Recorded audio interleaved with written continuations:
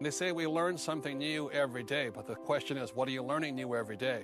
So if you want to become a property investor, step number one is decide to be an investor in your education. Then we go out there and do it, and you learn along the way as you go. Most importantly of all, you'll get the confidence to go out there and find your own deals, to get your own passive income, and to set yourselves up for the rest of your lives to have that income there.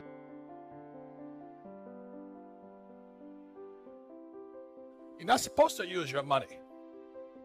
You're supposed to use other people's money. To buy real estate, you don't really need the money. Like I said, leave the money at home. Just go through the process. In other words, never leave money or not having money be the excuse for you not to invest. If you're going to be rich, you have to learn to use debt.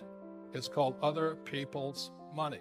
The trick with being a real estate investor, you have to buy something that puts money in your pocket every month and keeps going up in value, hopefully. It's cash flow. Where is the cash flowing? So very simply said, assets put money in my pocket, liabilities take money from my pocket. You should never let emotions come into an investment property. As we always say, fall in love with the deal, but not with the property. Now, when it comes to a home to live in, at some stage, you're going to want to have certain personal, emotional factors come into play. Would you enjoy living there? And since you're going there every night, you might as well enjoy it. But for an investment property, you should never let that rule.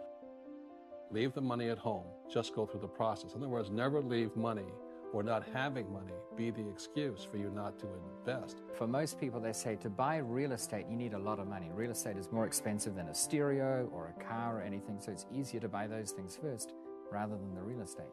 And the interesting thing is that to buy real estate, you don't really need the money. And we're not even talking about the bulk of it in the form of the mortgage. Most people think you still need a down payment of 10 or 20%. And the interesting thing is you can get away without even having to put up cash for that down payment. The biggest source of finance that you can use for your down payment that most people overlook is when there's a house on the market. You can go to the seller and simply say, would you be willing to leave in 20%? And often they will say, no way, I need the money. But very often, surprisingly often, they'll say, yeah, that sounds reasonable. It might be an elderly couple that's going to go into retirement. They're going to take the proceeds and put it in the bank. And in the bank at the moment, you can't get more than about 2%. You might offer them 6% interest on that money, a second mortgage, and they'll be happy. They'll thank you for it.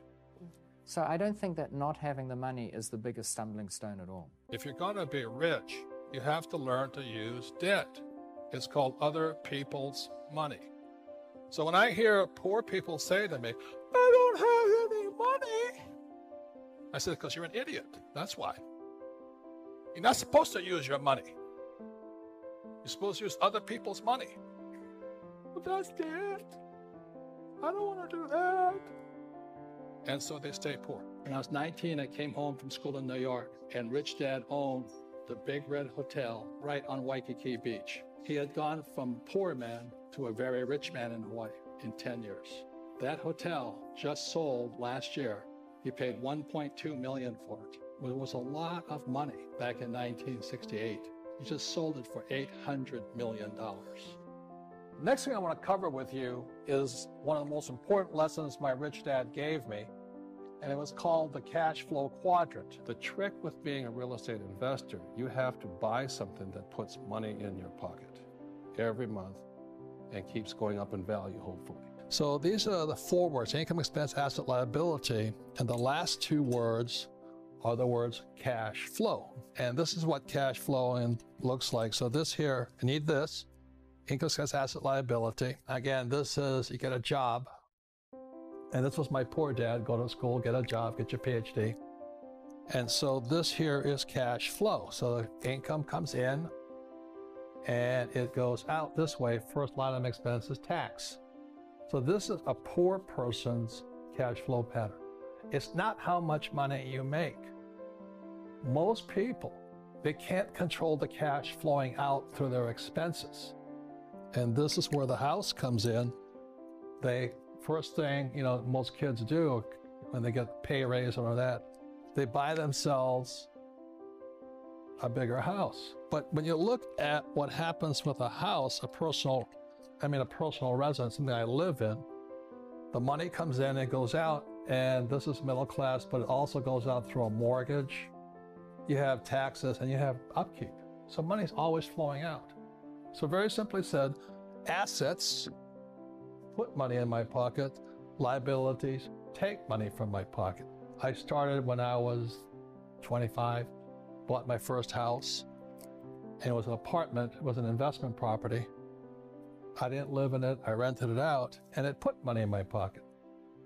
So very simple, the definition of asset and liability is not the hows of this, it's cash flow. Where is the cash flowing?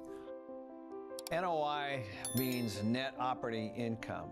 So if you really think about it, it's just income minus expenses. That's all it is. And so it's important to know where you are financially. So a banker is going to look at your income after expenses. So that's a great way to say it. Yeah, it's really quite simple. So let's say, I'll keep the numbers simple. You have $1,000 income and you have $500 in expenses. This is a prop. Yep. So you have a $500 NOI or net operating income. So why is that important? Well, the banker looks at that number because that's the number that they see to be able to pay back any debt you might want. Right, this is where this comes in, right? Correct. So they're going to look here and they're going to say, okay, this person has $500 in NOI, therefore we can give them a loan, say up to, say, $350, $250 or something like that. So they're not going to give you a loan for the whole amount because they don't want you to be that tight. So what they're going to do is they're going to look at the NOI and say, how much can we loan you? A lot of people get hung up here because they don't have a financial statement or any way to go to a banker, let's say. But sometimes a banker will look at the property itself. So they'll say, like the one you explained, they'll say, well, this has a bad NOI on it. Why would we give you money? You know what I mean? And then so that's when the financial education comes in and you say, well, this is what I plan to do with it. Correct. What Kenny is saying, I'm keeping the numbers simple. He's had income of 0. Yeah. And this is 1,000. Yeah. So you'd have a negative NOI. And the banker goes, tell me why. I can't lend on that, right? Right. Because it's a higher risk of being able to be paid back. The value of the building with no tenant in it is way low. Is way low, and there's really no income. So it's basically whatever the structure is. So I've seen lots of situations where a vacant building, somebody might have spent $5–10 million on a building that's completely vacant. Vacant warehouses, vacant whatevers, right? Sometimes you see them get converted into clubs or whatever. Well, there's value there. Somebody spent a lot of money on it. Well, one time, somebody owns it too. So taking that and creating value, sticking a restaurant in it, a gym in it, a club in it, it doesn't really matter who's in it. Well, it does because you want them to pay you, but now you're creating the income.